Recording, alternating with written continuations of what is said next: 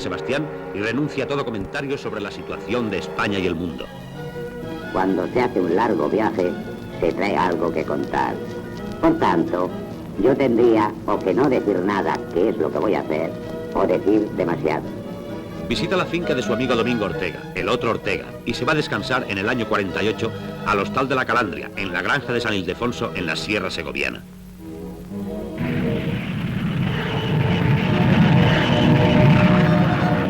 Al año siguiente, realiza un viaje a Estados Unidos.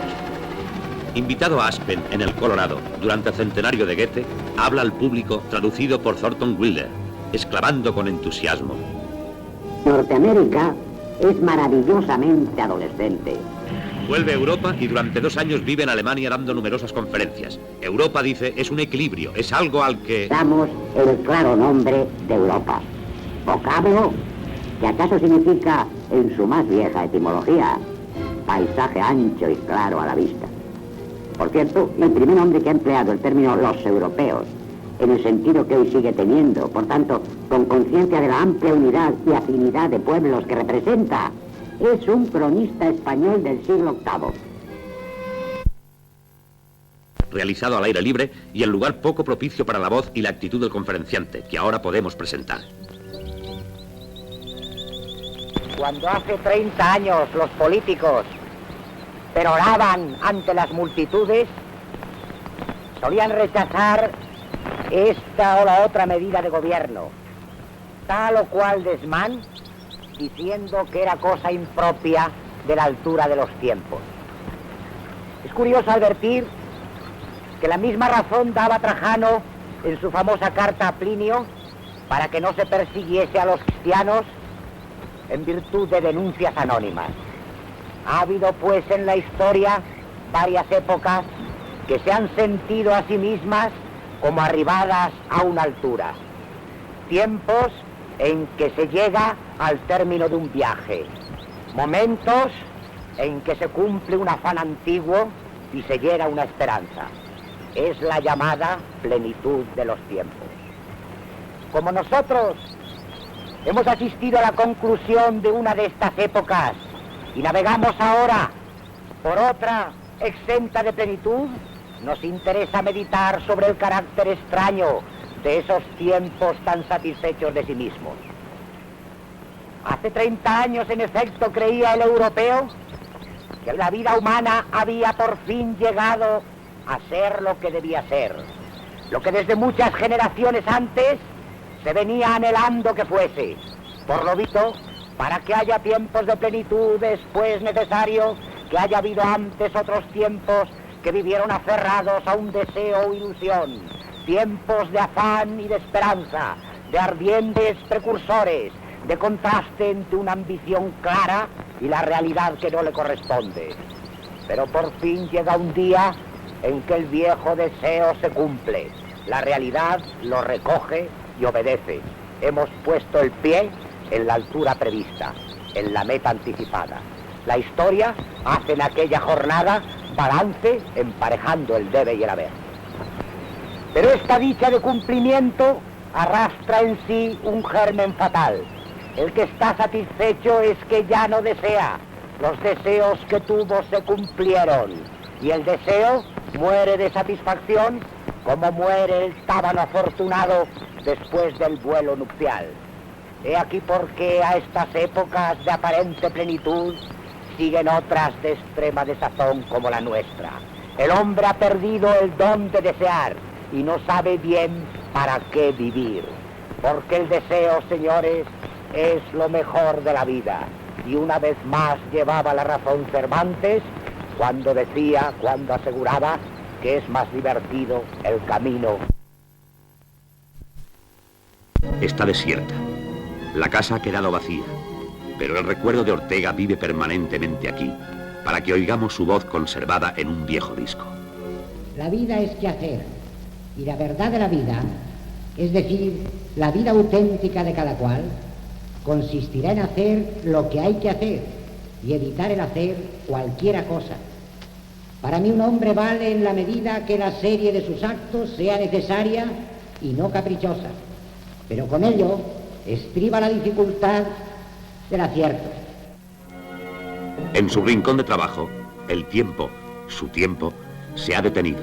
Su mesa, su silla, su retrato están ahí, en esa inmovilidad de la espera. Y como si volvieran a la realidad de su existencia, nos hace volver a oír de nuevo la voz de Ortega. La vida verdadera es inexorablemente invención. Tenemos que inventarnos nuestra propia existencia y a la vez este invento no puede ser caprichoso. El vocablo inventar recobra aquí su intención etimológica de hallar.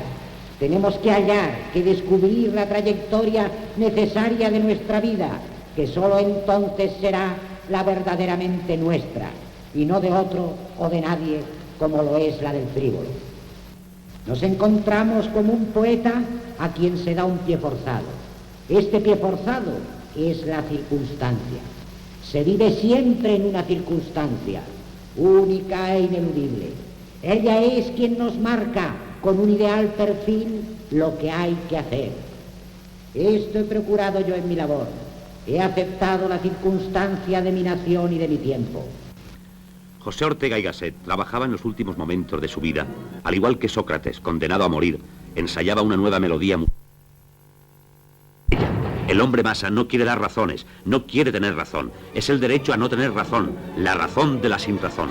En la Universidad Central habla Ortega y Gasset. La historia es hoy para Europa la primera condición de su posible saneamiento y resurgir.